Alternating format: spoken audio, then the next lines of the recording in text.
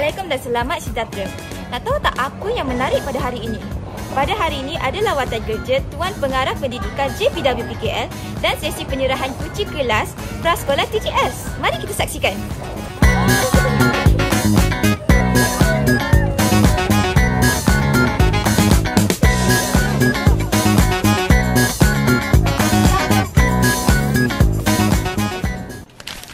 Prasekolah TJS menarik. Yang pertama, prasekolah pertama yang ada di sekolah menengah di Kuala Lumpur, jadi tahniah TJS. Dan yang kedua, dapat beroperasi walaupun pada bulan Oktober kita punya perancangan, alhamdulillah dapat kita buka pada bulan November. Jadi tahniah kepada TJS, tahniah kepada semua, dan kita harapkan prasekolah di TJS ni akan menjadi pilihan ibu ayah bermula pada tahun ini sehinggalah ke akan datang. Okey, sekian, terima kasih.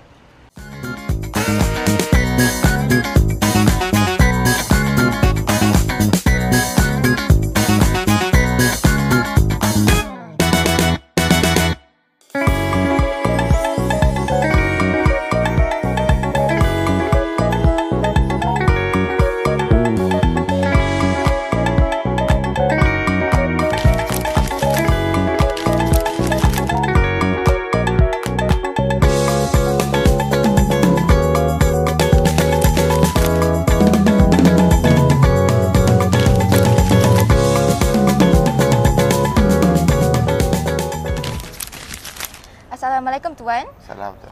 Bagaimanakah SMK Pucuk Titi Wangsa terpilih untuk membuka prasekolah? Okey, itu sebenarnya pemilihan sekolah ini ialah berdasarkan pada beberapa faktor lah. Satu, kita nak buat perluasan kepada sekolah menengah. Jadi kalau dulu kita lihat prasekolah ni hanya pada sekolah rendah saja. Tapi sekarang kita nak buat perluasan kepada sekolah menengah, dan sekolah ini terpilih disebab dia ada kemudahan asas yang boleh sekolah sediakan. Dan alhamdulillah bila saya lihat kat sini memang perlihatkan bahawa sekolah ada bilik-bilik yang boleh kita gunakan untuk prasekolah, dan alhamdulillah kita telah lancarkan tadi. Ini merupakan kohort pertama lah bagi sekolah menengah, dan kita harap dia menjadi satu inspirasi kepada sekolah-sekolah lain untuk menawarkan sekolah bagi prasekolah sekolah menengah, insya-Allah.